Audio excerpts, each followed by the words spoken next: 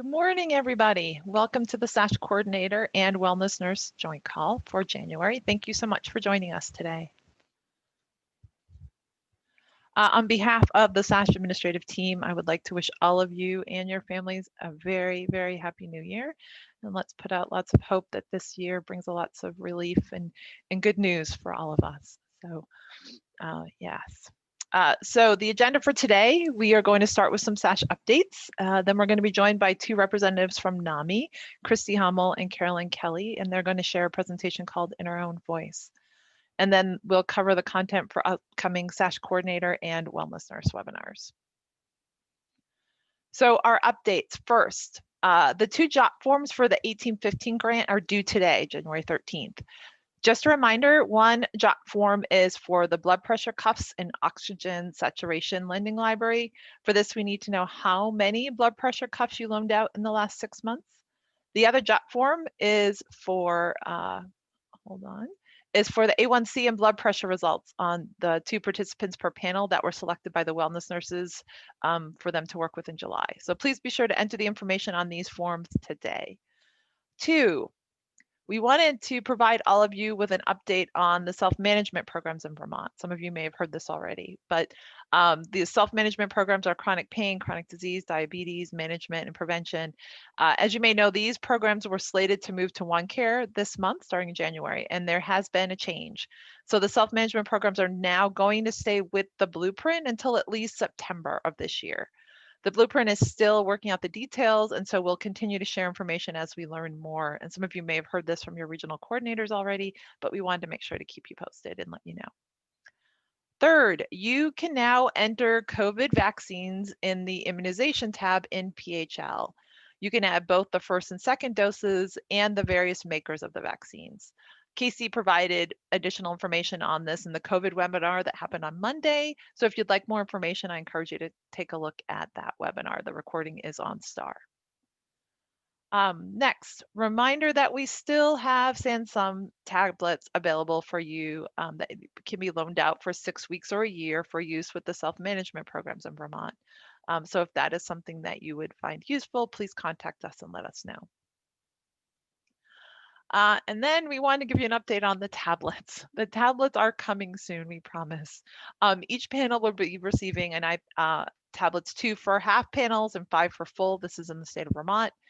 There was an error in shipping, and so some of the tablets we got were switched with those intended for another nonprofit.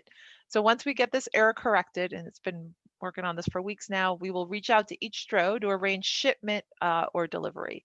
So hopefully this will happen soon. Training, there will be several training guides and videos available for you, and also some for participants. And there'll also be a live webinar that I'll be running with folks in small groups once these iPads are delivered. So once you have them in hand, we'll kind of run through how to use them and how to work them. So that will be coming shortly, so stay tuned. So now we are pleased to welcome Christy and Carolyn to the call. Christy Hummel has her master's in childhood education. She's a former first grade teacher as well as a supervised visitation program supervisor. She is currently pursuing a career in medical coding. Christy is hoping to complete training in NAMI's ETS program and continue with public speaking. She has a wonderfully supportive family and a kitten. Carolyn is a 2019 graduate from Champlain College and currently works at the Howard Center as a residential counselor. In her free time, she enjoys yoga, art, and brewing hot loose leaf tea. So please welcome them, give them a warm SASH welcome to our call. And if you have any questions for them throughout the presentation, please type them in the chat. And at various breaks throughout the training, I will be asking them of them. Okay. Hi, everybody. Good morning. Good morning. Good morning. Good morning, Carolyn. Good morning, Christy. Hi, everybody. There's a lot of y'all here, which is exciting. 61 attendees. Welcome. Yes. Thank you all for coming. So we're here today from NAMI, and NAMI is the National Alliance for Mental Illness. And it's the nation's largest grassroots volunteer organization. And we provide advocacy, education, support, public awareness, so that people who have been affected by mental illness can help, we can help them to build better lives. And this is Carol Ann. She's going to tell you a little bit about what we're doing today for you guys. Yep. So, like this is an in our own voice presentation, as mentioned a little bit earlier.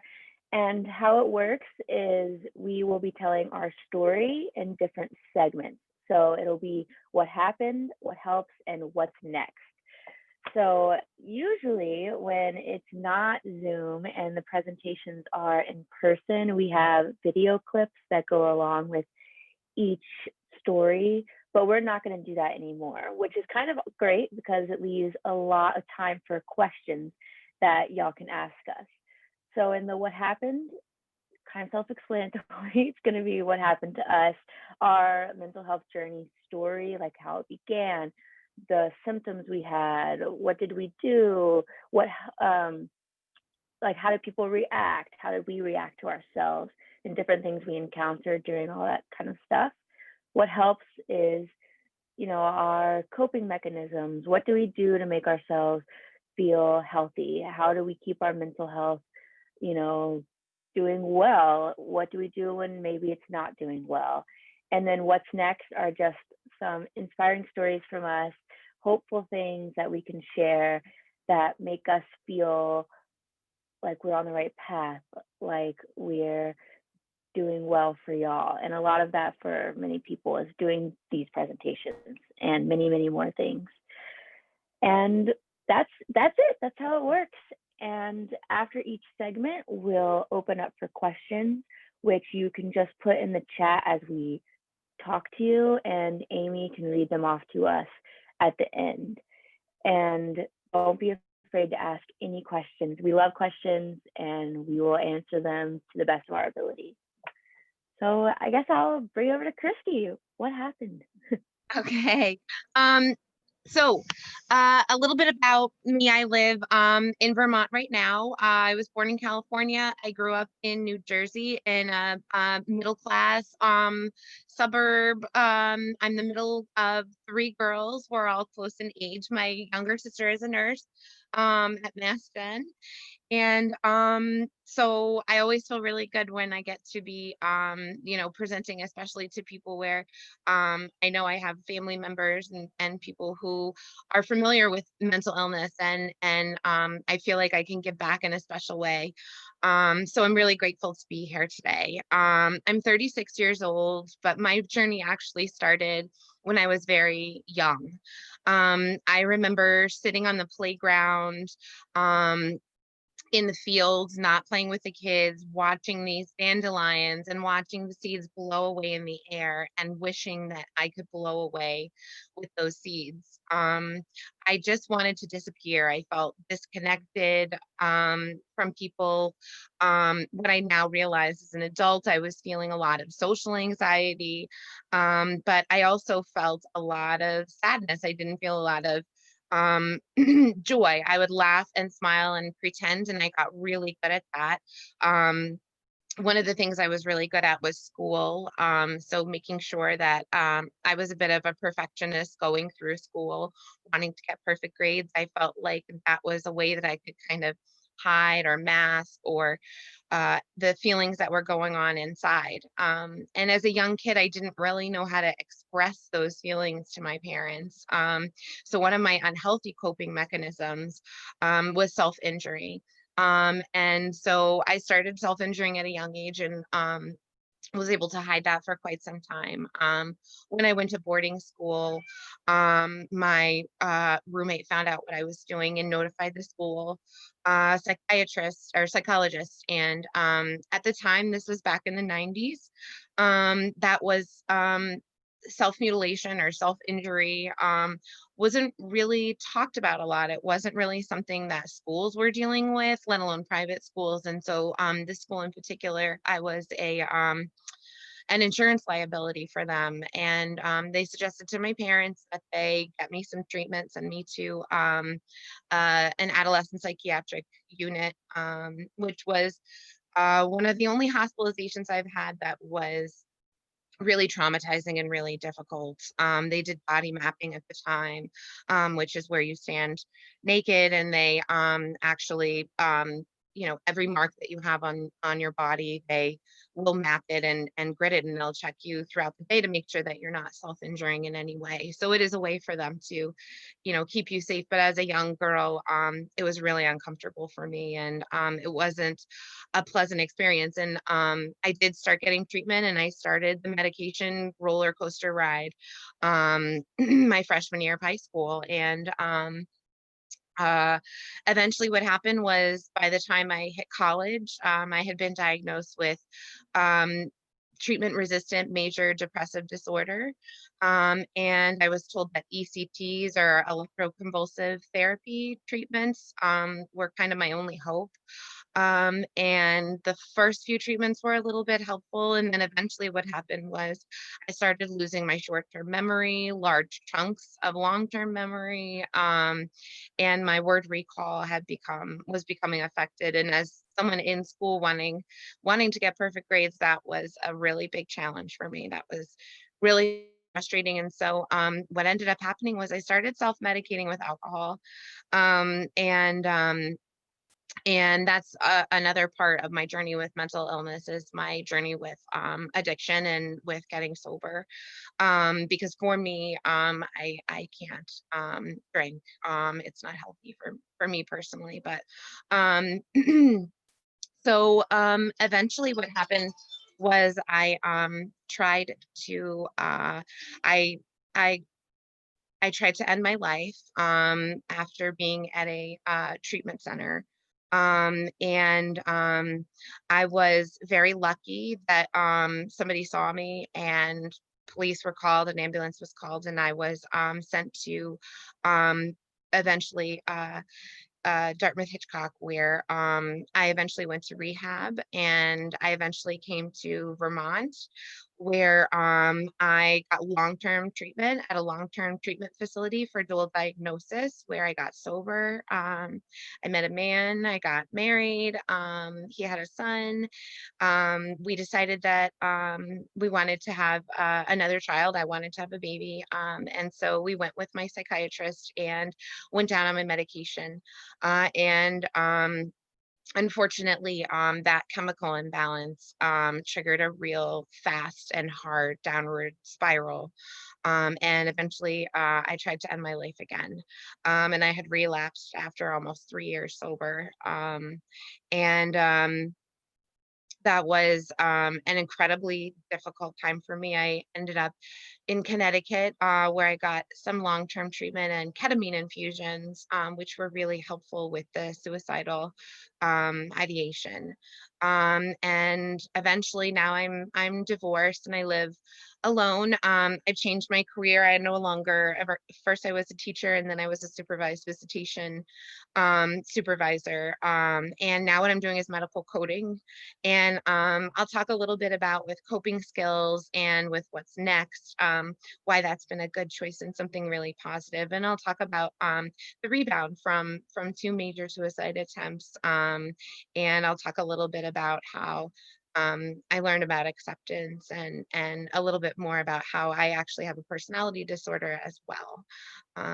But for now, what I'll do is I'll hand it over to Carol Ann, who's going to talk about her story, and then we'll have some time for questions and stuff. Thank you, Christy. Thank you for sharing. I am in the kind of the same boat as Christy, in the sense that I feel really grateful to be here. I always feel grateful sharing my story, and the facts stay the same, but the way I tell it changes pretty much every single time I do one of these presentations, and even more so when I hear my co-presenter's story too. And whenever I was a kid, I grew up in Louisiana, and then in my high school career, I moved to Pennsylvania and then ended up here in Vermont, which is where I'm at now, in Burlington. So in Louisiana, I got bullied a lot in middle school, and people were very mean to me, although I had really, really close-knit friends who I'm still friends with now, thankfully. But kind of my middle school was a bit cutthroat. People were wanting to be in certain cliques. People didn't accept you if you looked differently. And even though we had uniforms at our school, people still found ways to kind of nitpick what you wore. And so I ended up being the target of a lot of bullying. And my first suicide attempt, which I don't necessarily label as a suicide attempt in my mind, although it was by all means. And I was in sixth grade actually and tried to drown myself, which is like not easy to do at all. And obviously did not succeed, but it was me saying to myself, like, I don't want to be here anymore. And that feeling stuck with me for a very, very long time. I often felt really disconnected from my friends, not happy, sad. I always wanted to be alone, lethargic, and I had a lot of intrusive thoughts very often. And I am an extrovert, so it's very easy for me to be like upbeat, ready for anything, talking with my friends, and sometimes that can be a way of me avoiding it. So for a really long time, I didn't think I was depressed or anxious. I just thought I was weak, honestly. I thought that I wasn't doing what was right. I was disappointing others if I told them that I was suffering, that I was sad. So I kept it to myself for a while. And I would always be shocked when people would tell me that I was upbeat and happy and they wanted to be like me, because at the end of the day, I would go home, lock myself in my room and not want to leave or not talk to anybody, going hours without eating and then binge eating when I did eat. And that was a lot of my high school. After I moved to Pennsylvania, I was very much, don't want to leave my room. I'm only going to go to school and then I'm going to go in my room and that's all I'm going to do. And that really was a big thing for me. It caused me to be very, very depressed and in a dark place where I would be like in my bed trying to sleep and I just couldn't, because I would have intrusive thoughts and like visions of darkness growing around me. And that lasted for those like 3 years, because I moved in my freshman year, so about 3. And then it didn't really reach its height until I went to college. I left Pennsylvania to go to Vermont because I wanted to get away. And I remember thinking to myself, I want to go somewhere I know no one I know will be. And that ended up being Vermont, Champlain College, which was a great decision for some aspects of my life, in the sense that I like to be at new places. So it felt good. But I very quickly got into like smoking marijuana, doing drugs, drinking a lot more than I ever was in high school. And although I felt like I was better, what I was really doing was self-medicating and keeping all my emotions within. Like I didn't want to let people know that I was sad, that I was suffering, because I wanted to be there for them. But in reality, I was harming myself more. And I finally ended up, having a suicide attempt by overdose. And I ended up at the UVM hospital my freshman year of college, second semester. And that was when I first realized that this was a problem for me, that it was something that I needed help with and that I couldn't do by myself. And it really hit me when I told my mom. I had to call my mom and tell her that I was in the hospital. And that was something that I consider a huge turning point in my life, because I had to come to terms with something that I was ignoring for a long time. And it very visibly impacted others. It impacted my friends, it impacted my family. And yeah, and the hospital was all right. I felt dismissed many times, and it's very odd being hospitalized. People check on you a lot. And by the time that I was leaving, I wanted to be out so bad that I was like, oh, I'm better. I'll do all these things that you say, just like get me out. And the nurse was very much, or not the nurse, I'm sorry, the doctor there was very much, you know, if you didn't smoke or drink, maybe you would be better. So that was very dismissive of me. And at the time, I didn't think of it as dismissive. I thought, wow, like he's so right. I shouldn't have done all this stuff, like bad me.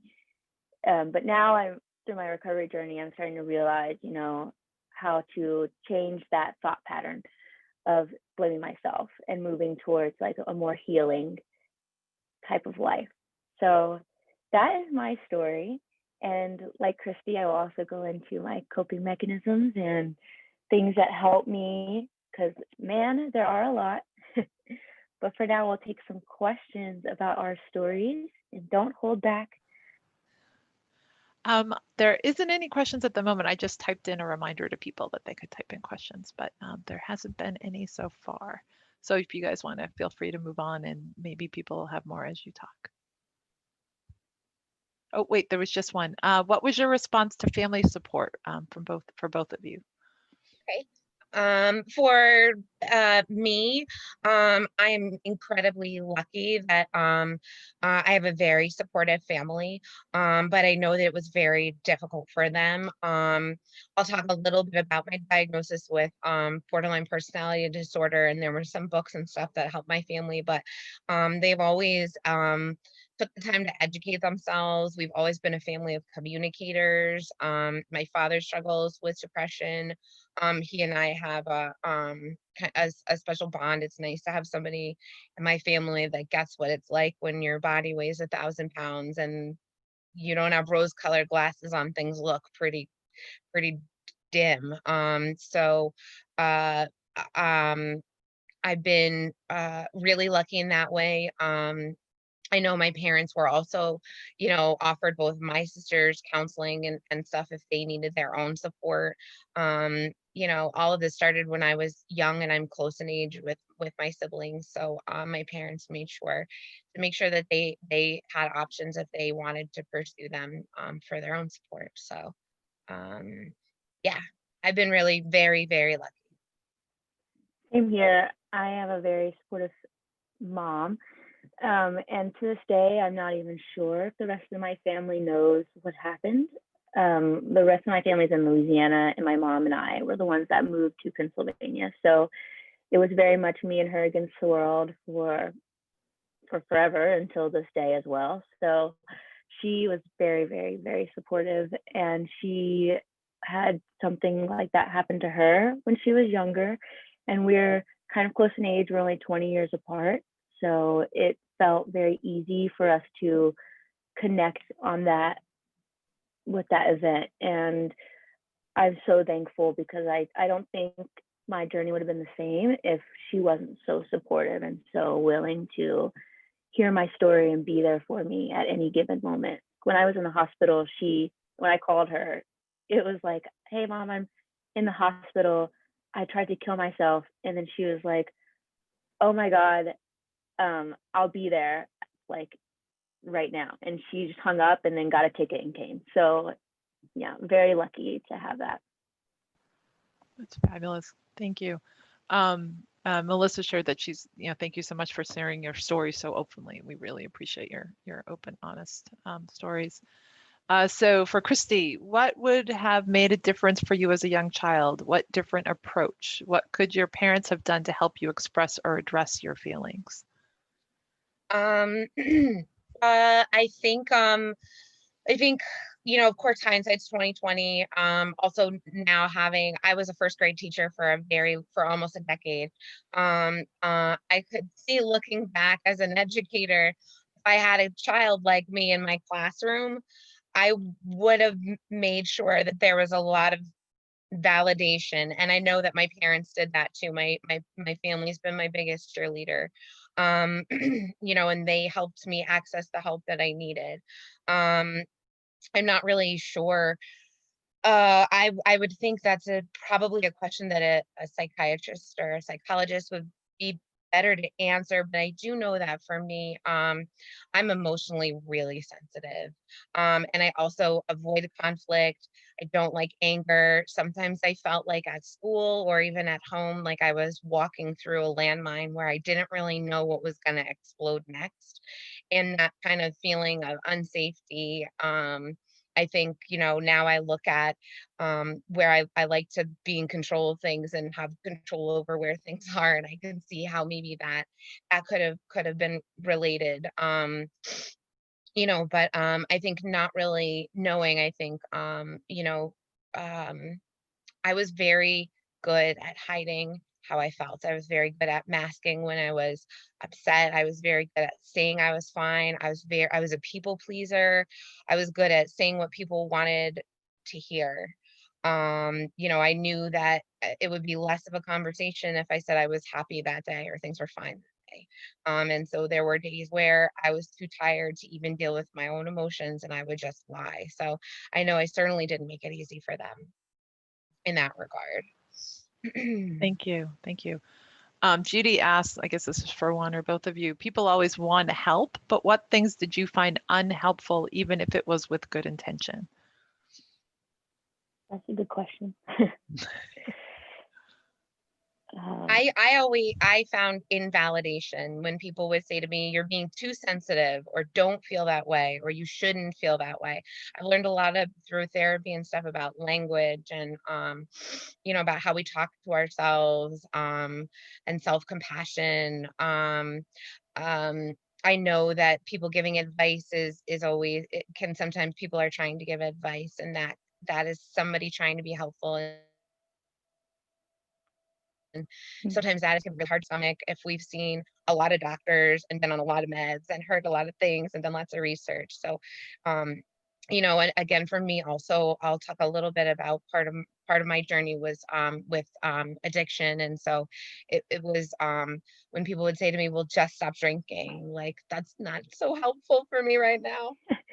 Yeah, I I feel that, Christy. I think my boyfriend at the time, when I was getting out of the hospital, was like, you really hurt me and like put me in a position that made me feel really like upset and, etc. And, I definitely am all for, excuse me, people telling each other how they feel, being open communication. But I think that while he was trying to be helpful in the sense like, this affected me, like you made me feel this way, kind of trying to open my eyes, I guess, maybe to how other people are feeling, it came off as kind of like manipulative, I guess, like, you shouldn't do this because I'm the one being infected. And I always felt like, well, I was the one who, did that to myself and ended up in the hospital. And it's really hard for me. So I think striking a good balance of how can people express that they were hurt by something someone did, but also validate their experience, that what they went through was painful for everyone involved. And I definitely agree with Christy about the advice giving. That happens so much. Like, well, let me try to fix you. I've always been of the thing, and this took me a long time to learn, to like always ask people before I give them advice. Like, what do you want right now? Like advice or just me listening? That's been really helpful for me as a person who wants to support other people as well too. And I think if someone said that to me, I would feel so much better in the past. Great, thanks guys. How did the stigma around mental illness affect you and getting help? For me, it just made me not want to get help. I felt weak. I felt stupid. I felt like I would disappoint people if I asked for help. And I think that stigma around the weakness, like if you have this mental illness, you're weak, you're not strong enough, which is absolutely not true, first of all. That stigma really weighed very heavily on me, and it caused me to not want to open up to anybody, to not let people know that I need help, and to not even want to be active in my therapy sessions, like still going to therapy and pretending I was fine, instead of being like, yeah, I'm hurting, and letting that vulnerable place be a place of healing. For For me, I mean, I grew up in a family of fixers. We love to fix things. If there's a problem, we'd like to live in the solution. And this to me was sort of like I had very black and white thinking growing up about this. I just thought, okay, this is something that's going to be fixed. I'm going to find the right medicine or the right therapy or the right things will happen. And if I work hard enough, I'll be fixed and we won't deal with this anymore. And none of my family, I won't be suffering. None of them will get a fix. And it took me a very long time to learn that for me, my mental illness is not going to be fixed. It can certainly be treated, and I can live a healthy life, and I can live a productive life, um, where I can reach for the goals and dreams that anybody might have. But that I just have to learn how to live with this. I have to learn how to roll with it, how to cope with it. And for me, the stigma for me about getting help was never because my family was we were open to pretty much anything. I've had all kinds of treatments. Um, but it was more for me, it affected my relationships with anyone outside of my family, what I shared with them, how much I shared, who I shared with, the extent to which I shared. That that that was more greatly affected for me. Great. We have quite a few more questions. I'm wondering, should I continue asking questions, or did you guys want to keep going with your talk? I see a couple about peer support and medication and stuff. We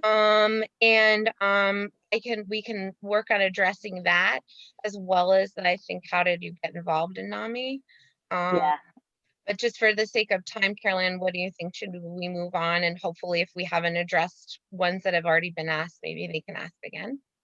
Yeah, I agree. I think some of those questions will be answered in the what helps. I'll definitely be talking about medication. Okay, great. And peer support. Okay, well then let's move on. Awesome.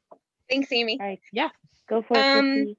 So what helped? So the first time around, what helped for me, I already knew a lot about depression, and I was getting help for dual diagnosis. So for me, what helped at that time was a 12-step program, was getting sober. And then what helped for me was long-term treatment.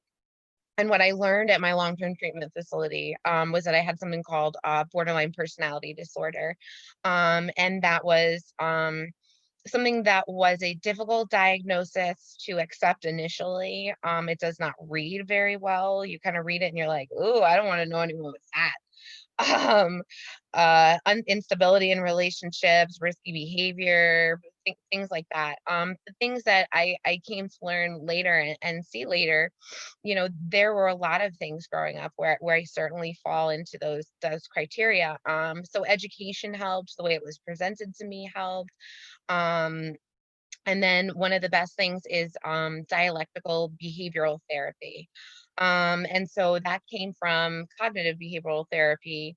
And for me, the most helpful things about um, dialectical behavioral therapy is that I've learned that I've had this very black and white thinking. So I've learned about grays. I've learned that I can be highly emotional or I can be highly intellectual. I'm meeting in the middle in that wise mind. Is really where I want to kind of exist, and things like mindfulness. I have a very difficult time with meditation. I've tried really hard for years, and it is a practice in DBT. When I was before COVID, I was able to do group therapy once a week for DBT, and we would do mindfulness practices. But just reminding myself to live in the present, to be in the present. What can I feel, see, hear, touch, smell? Um, all of those things. I've learned through DBT, I've learned how to identify my emotions, and I've learned how to regulate them. So for someone like me, my mood swings are very extreme and they move very rapidly. They don't last like somebody with, maybe bipolar, whose mania or depression may last for weeks or months at a time, long periods. For me, it could be days. I could be incredibly sad and not be able to get out of bed in the morning, and then incredibly laughing on the floor and jovial and happy an hour later. And it can be scary. It can be frightening to see if it's not treated. So currently I take medication. I've been in a place where I was better medicated during my life. When I went to go have a baby, and went with my, at the time, my husband, to my psychiatrist to go down on medication, we were really aware, of the risks. I don't think that he knew the extreme because he had only known me treated. So in a way, I was very lucky that a big part of my self-care is also staying in touch with my family. So my parents were very familiar with what these downward spirals look like, with what these mood swings looked like. So um, untreated, I now can see all of these coping mechanisms that I wish I had known back then, that I've learned now. Even things as simple as breathing. People used to tell me my whole life about my anxiety, just breathe. But I had no idea that there were so many different techniques and kinds and times to do it and places to do it and all kinds of different things. So I've learned a lot in that way. I need to take my medication daily. I keep logs of side effects. I take other medications because of side effects. I've had to stop medications that have been really helpful because of extreme side effects to my kidneys.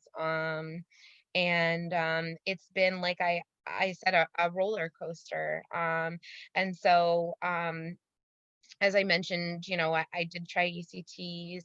Right now with there's transcranial magnetic, there's stimulation. But right now with COVID and stuff, new patients and things like that are it's a slow process now with what's going on in the world. But I have, um, you know, I still have my, even though I can't go to 12-step groups all the time now because of COVID and stuff, I still have, you know, the ability to reach out. I still have the ability to have to do online meetings, and things like that. So I've learned a lot of different things, that have come with the acceptance of the fact that this is going to be a lifelong thing for me. And as long as I keep up with my health, for a long time I did not want to exercise. I hated exercise. Now I go to the gym. I'm also an artist. If I need to get outside and I'm too depressed to even get dressed, I go for a long drive, and sometimes just that helps with the music and stuff. So I've learned a lot along the way in terms of what helps. So right now I'll hand it over to Carol Ann. Thank you, Christy. I loved hearing that. I like all the different coping skills people utilize, and I always find for myself that I find new ones all the time. I'm like, oh wow, that helped me feel better. Surprise.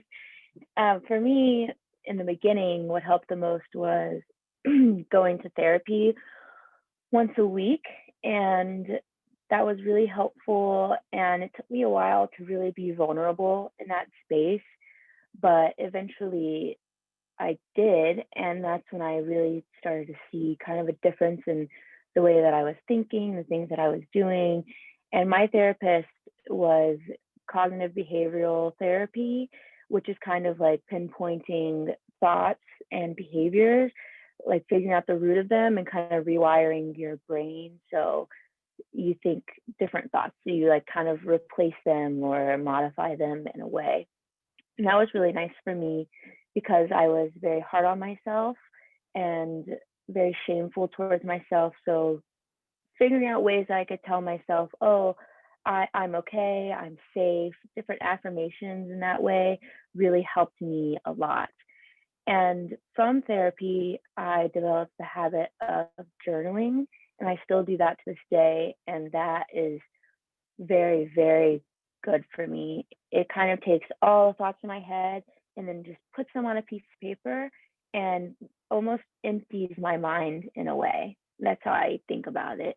And that's been really helpful. And my therapist would always do meditations with me at the end.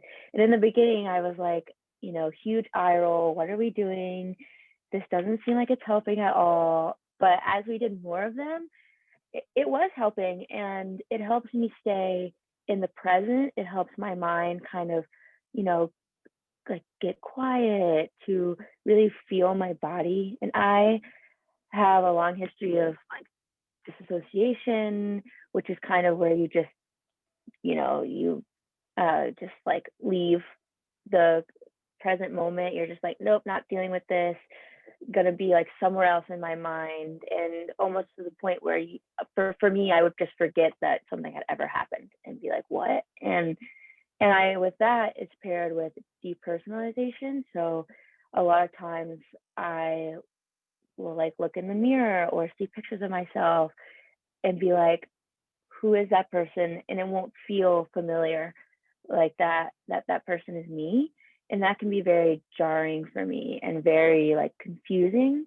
So meditation helps a lot with that. Mindfulness helps a lot with that.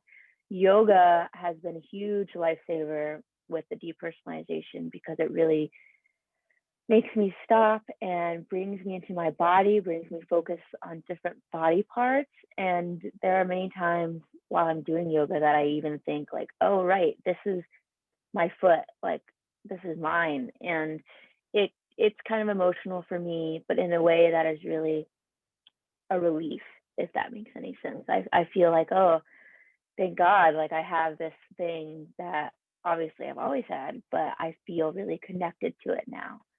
So those things have helped me immensely with my recovery journey. And I personally chose not to be on medication. I tried medication in the beginning, but that was while I was still doing drugs. And it just, the self-medication and the psychiatric medication did not like bode well. And to be honest, it just scared me to the point where I was like, I don't want to be on any medication at all. I just want to try to do it without that. And for me, that's worked really well so far. And yeah, those are some things that help me. Fabulous. Thanks, folks. So we have a couple of questions that came up in the chat. After your suicide ideation attempts, did you ever develop safety plans with therapists, and did you access them, and did they feel supportive? So for me, those safety plans, I remember doing one my very first hospitalization, going home, what are you going to do if you feel like you're going to self-injure and things like that. I remember being very scary for my family. And I remember us kind of having to wade through over the course of years of to what degree of safety does Christy need right now? Is she safe at home? Does she need the degree of hospitalization? That kind of thing was something that we waded through with each new therapist, with new medications. It kind of evolved over time. And I used to kind of roll my eyes at it. But after my second suicide attempt, which wasn't planned, which happened in moments, which was I was improperly medicated, not on a mood stabilizer. My my illness was in full force. And in times like those, you don't really have a plan like that. But what I did learn and come to accept was that my parents live 4 hours away, and that's far. So I know a police officer in town. They know this police officer in town now. We've made that connection. And there's a little bit of shame where I'm like, do other people move away at 36 years old and need to know cops and and other parents know them? But I understand that if I ever got into trouble like that again, that's a necessary precaution. That's something that can be in a safety plan.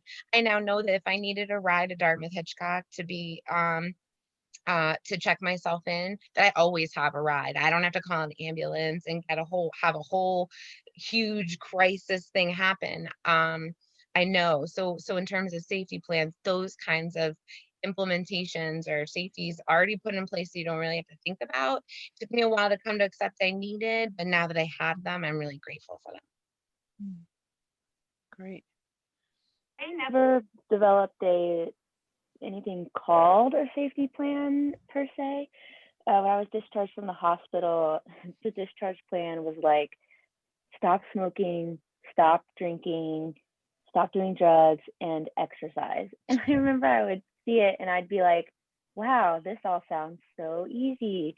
And of course, it just like was not at all. Like I still to this day struggle with drinking or even like occasionally smoking, and it's like it baffles me personally that like my experience seems to be able to be summed up by doctors and just like 4 quick little things that you can do. It's like the idea of like, oh, it's 5 self-care ideas to do to like fix all your problems. It feels like one of those funny like articles to me. Although don't get me wrong, I do love those ideas and articles of self-care. So no, I guess is my short answer. I did not have a safety plan. I more so just kind of developed a maybe like a routine for myself that kind of helped me feel safe day to day, but it wasn't something like, oh, Carol Ann is going through a crisis. What should all of us do? It was something that was with me and myself. And that felt supportive for me. It is hard to keep up a routine, but it feels good to know I can always go back to it if I need to. Great, thank you. The last thing wasn't a question, but more of a comment. Having the label, this person said, having the label helped me understand that 1, I was not alone, and 2, that there was actually a greater understanding of what I was going through, which can be really, did you guys find that as well, maybe? I had to remember that I'm not defined by the label. I think growing up so much, trying to fix it, trying to get rid of it, just for me personally, I have to remember that that's not all I am. I'm also an artist. I'm also, you know, a student. I'm also this and that. But helping me learn that I had a personality disorder, reading about it, educating myself, getting the proper treatment for it. Of course, yeah, that definitely helped. Yeah, I think a label would have helped me. So I was consistently with therapists who didn't subscribe to the idea of going to the DSM and picking out, you know, oh, you have this, this, this. This is obviously what you have. Like none of my therapists wanted to do that. And even the doctors at UVM didn't necessarily do that. And I think that was because I wasn't seeing them at the hospital. It was mostly like the people I saw at UVM were nurses coming in like every 30 minutes to make sure I was okay. Whereas I didn't really, you know, sit down with a doctor and say, I feel all these things. And they're like, check mark, you got this. So I think a label would have helped me a lot better if I'd gotten it earlier. And now I've more so come to terms with like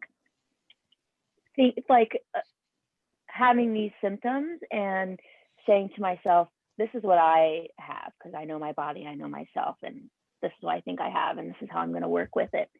So I agree. I think labels do help, and I also agree with Christy. Like going past them is always good too. I think, you know, we are all more than our labels, even if they are helpful. Exactly. I did see 2 things that I think link in the questions where somebody asked about teachers getting training and recognizing signs. And then somebody also asked, I think, about the residents that for you guys personally, for the audience out there that we're presenting to today. I think they link in a way as an educator, a former educator. I don't think at the time that teachers were given enough training to identify certain things. It's always mention it to the psychiatrist, school psychologist, mention it to this person if you see something like that. There's some education. I also don't know that the teachers themselves were given the support to handle some of the anxiety and the pressure and the conflict and things that happen as an educator. But in terms of like residents and noticing it in residents versus younger people, NAMI, I've presented in several nursing homes and actually talked to staff in nursing homes, and they've said that they see things that people say, oh, that's just old age, but they realize now, just like as an educator, you think, oh, that's just a kid being a kid. Then you realize now, oh, maybe there was more to that. So it's hope. It provides a lot of hope for me that this conversation, that these presentations are being had now because we're just that much closer.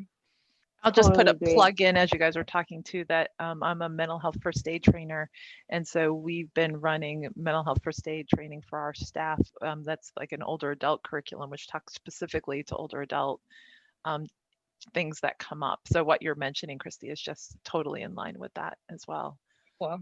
Yeah. Yeah. NAMI actually also does this presentation called Ending the Silence, which is for students, but in my opinion is just also as great for teachers, because you go into a school, into a classroom or, you know, gymnasium, whatever, and you talk about all these symptoms, you know, different mental illnesses and how do they affect students. But the teachers are there too, right? So I think that type of stuff helps them learn as well and helps like be impactful for the whole community inside of a school. And for me, when I was younger, being bullied, I don't think my teachers had the correct, or maybe not correct, had enough support to understand how to help a student in need. And that's something that I hope is changing within the school systems. And I don't know much about it within the system because I'm not in there anymore, but I would hope that it is changing as our community changes as a whole. And with this Cindy question, that's really interesting. I personally, you know, I'm trying to think of the right word. Like when I look at it at face value, I don't see any difference because I think mental health issues or mental illnesses can span all through across, you know, ages, and people are going to experience them differently no matter what. I do think when it comes to older residents and then younger people, maybe I would see the setting as being something that influences mental health. Like I think of when I worked at a retirement home, there would be a lot of older residents who would be alone and none of their family would visit them. And I can't even imagine what type of like impact that would have on their mental health. And that would be different for younger people most of the time, at least I would think, because I know I had a lot of friends, or I see my family every day because you live with them most likely. So I think that would be what's different to me. But I'll just chime in. The main difference that exists is that some of the mental health symptoms that may appear could be connected to some sort of chronic condition. And so we always act on the side of being more conservative and contacting the, you know, some help 911 or somebody immediately, because it could be connected to something else, more so because of age than other things. So just to throw that out there. And we talk about that in the mental health first aid training too, but just as an FYI. Do you guys want to move on? I see that we've got 8 minutes left. Yep, we're gonna wrap it up. Okay, go ahead. Yeah. So what's next? Sorry, I just wanted to, I noticed Kim's comment here and I just wanted to acknowledge it and say like, thank you for sharing that.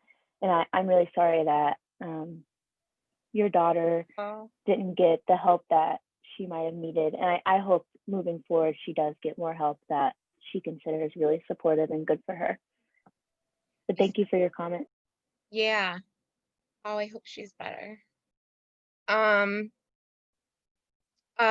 So what's next? I mentioned, so I've been a first grade teacher, and then for a long time when I moved to Vermont, I was working as a supervised visitation. I was running a center. And what I've learned from this last major episode that I had is that I need a career where if I have an episode, if I have a dip in my mood, I don't want to lose my job. I don't want to lose my career. I don't want to lose everything that I worked for the way I felt I lost it the times before. So I decided to start studying medical coding, and I just finished my first course. And that's something that I can do self-paced. That's something that I can once I'm done, it's a job I can do from home. It's a job I can do in an office. If I felt that I was isolating too much and needed that, it's something you can do part-time or full-time. So I've kind of found a career path, and that's going to work for me, no matter what happens. So kind of, I think what's next for me is to keep going through school, try not to be a perfectionist, and make sure that I have perfect grades, and just understand that what I'm doing is pretty cool and pretty amazing for someone who's still not quite, I'm not quite where as in as good a place as I've been before. But I have hope, and I'm rebuilding, and I'm finding things that work. And NAMI has been a really wonderful thing for me. Doing these presentations is incredibly helpful. I've been doing a lot of work for team 2, which is crisis intervention. So talking to cops and EMTs and things like that. I've been doing that twice a month now, which is pretty cool. And NAMI gave me an award for my service, and it makes me feel good to do it. And I meet people, you know, like Carol Ann, and we're doing a training for people in Vermont if they want to learn how to do these presentations and share their own experiences living with a mental illness in March. So I'm excited to meet new people, new volunteers that way. And it just gives me hope, and people like you getting this education. So when I think about what's next, I think, you know, of course, in my traditional with my 12-step program is one day at a time, but I also think to myself, one presentation at a time or one class at a time, and just keep pushing forward and try and remember the hope that's there, not just for me, but for the world. Yeah, that was beautiful, Christy. Thank you. Very well said. I think for me, what's next is giving back to my community.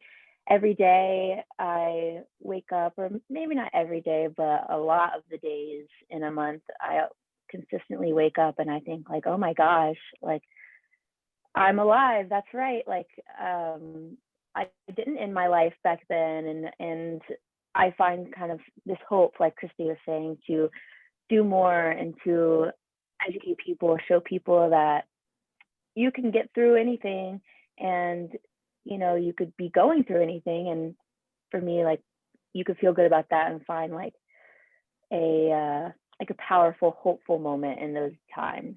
At least that's how I've been feeling it. So what's next for me is I want to give back. I like to volunteer. My job as a residential counselor, I consider giving back, because I work with people who have severe mental illness and as a like support person.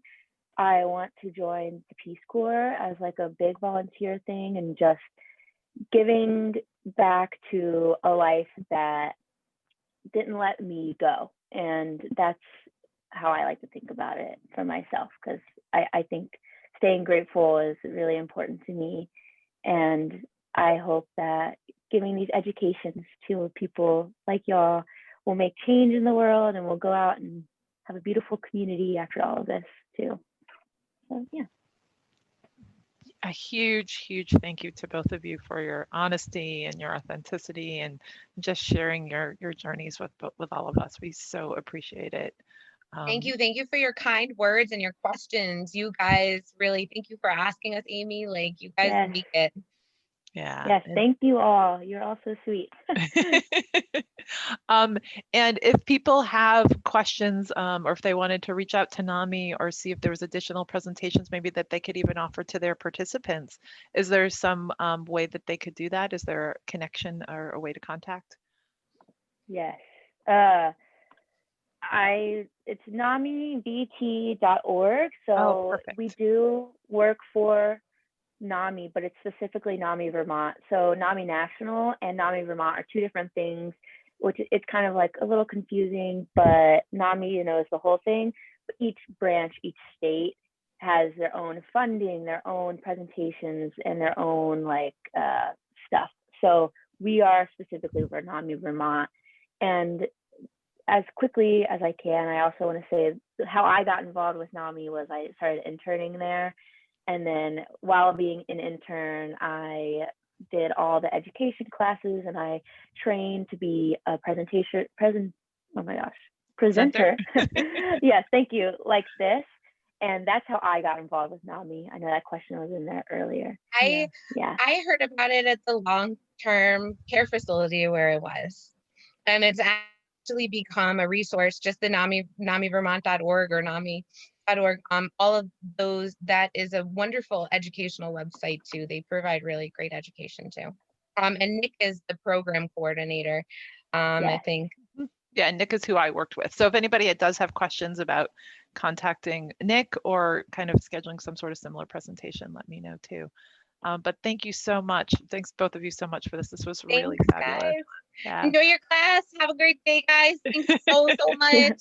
Bye. Bye, So just to everybody. Bye, wind Carolyn. just to wind up our presentation for upcoming webinars that we have in February, there is Dory Greer is going to join SASH coordinators on social isolation, and then the wellness nurses will have their diabetes management update with Jill Robart, which will be on February 15th at 1:30. In March, the SASH coordinators will have a community health workers presentation with our own Kat Patterson and Jen Willard, and then in April we'll have a presentation, hopefully on motivational interviewing. So thank you all so much for joining us today. This was such a fabulous, really special presentation. And we're so grateful that Christy and Carolyn were able to join us. So have a great day, folks, and we will talk with you all soon. Take care. Bye-bye.